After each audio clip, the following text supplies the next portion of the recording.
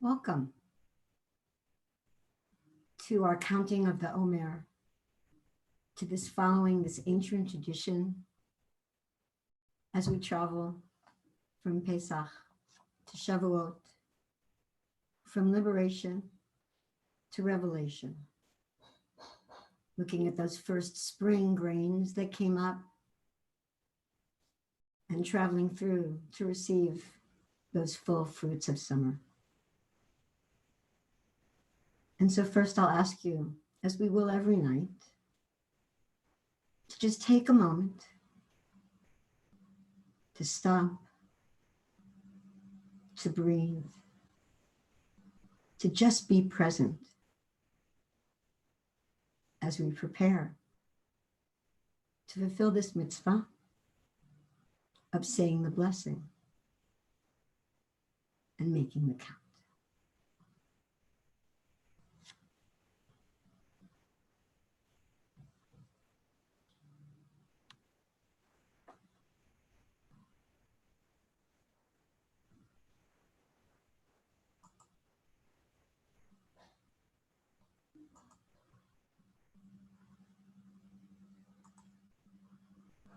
And so we bless.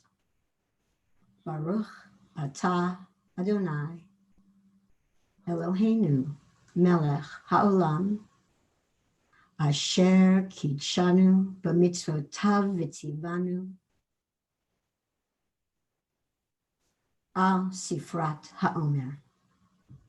Blessed are you, Adonai our God, sovereign spirit of the universe, who brings us holiness with the mitzvot and connects to us with the counting of the Omer.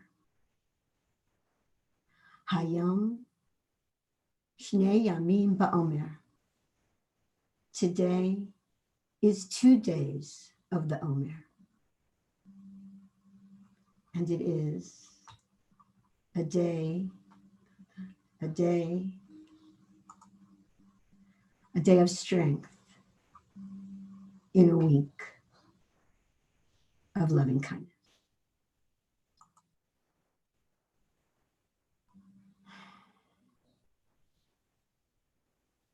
And now we've done the mitzvah.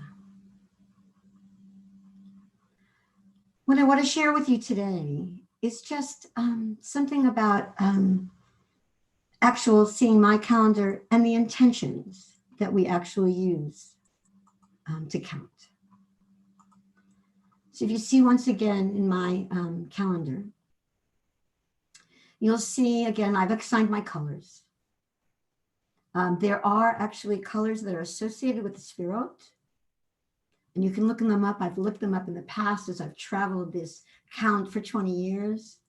These are my colors. They're based on the highlighters that I have.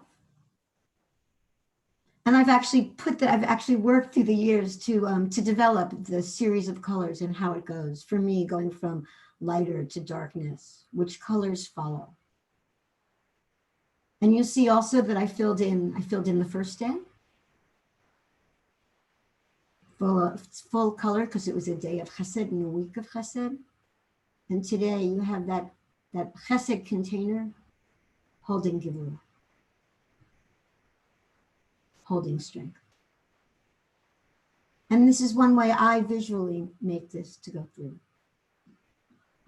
Now, I have a very personal connection to this counting. And I look at these intentions each day. And for me, I try to find my own way of looking at them. Some days, I just look at them and say, we'll see. You have a whole other day tomorrow to see where that goes. Some days I know I'm very firm in where I want to go. But it's for me to figure out. Some people need more intention. Some of you I know may have some. There are many that you can have. I will say there's one that was always standard. There's one, this is from a Rabbi, Simon Jacobson. It's counting the Omer. You can see the Sefirot. It's very classic. For each day, he gives an overview. He'll give an intention. He may give an exercise. These have been classic. These are one ways to go through it. And it's really It is definitely a way to go through it. I know many people who really appreciate it, and you can see right now, actually right now, if you want, you can find these online because they're in the Chabad site. They're also on H. You'll see Spiritual Guide to Counting of the Omer. And they'll have each day, just as it's in the book. And you can see there it is with the exercise. And it is a lovely way to help you, especially if you're first starting out and you're feeling unsure of what these need. There's a way to drive you. It's like liturgy. Sometimes you need the prayers and sometimes you don't. So this is there. There are also people who carry them. Here's one in Ritual Well. Omer Calendar of Biblical Women. It's written by Rabbi Jill Hammer. And she assigns to each day some feminine character, a feminine aspect, or feminine person, starting with Shekhinah. Today is Miriam. So again, as you travel, and some of you are familiar with this, some of you may be new, you can take on and help use these guides, but you can take it on your own. Now, for those who are going on their own, here's what I would like to suggest.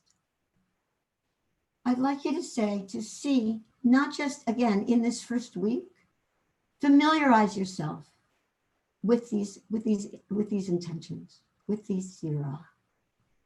And not just each one individually, and not even each one when it's put into its container. But I will also suggest for this week to take a look at the flow of the Sphira and how they're set up. It is in a very definite order. And that's a discussion for a different class. But these are the order of the Sphira, the Kabbalists put them in. And there's a flow to it. I have my own reading of it that I will probably share sometime during this week. But I invite you to find your own thread. I know for me, as someone who chants Torah, I find often that to get the tune and the meaning through the chanting, through the tunes, to really give that punctuation that the trope often has as you sing to people who traditionally did not have the text in front of them. What's really important is not just each note and not just each trope and not each cantillation, but the transition in between each.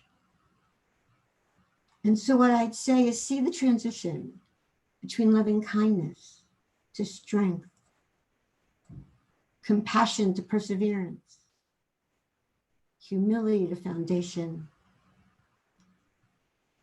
culminating in majesty, chesed, gevurah, tiferet, nitzach, hod, yesod, malchut.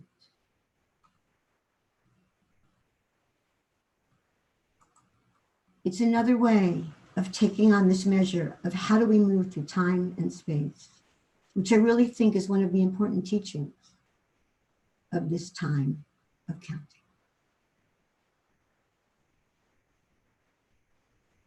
And so, on this day of Gevurah, of strength, on the second day of the Omer, I wish you strength in the Shabbat that comes.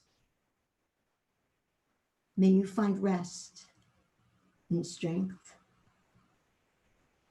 and strength in the rest that's held by loving kindness. Erev Tov, and I'll see you tomorrow.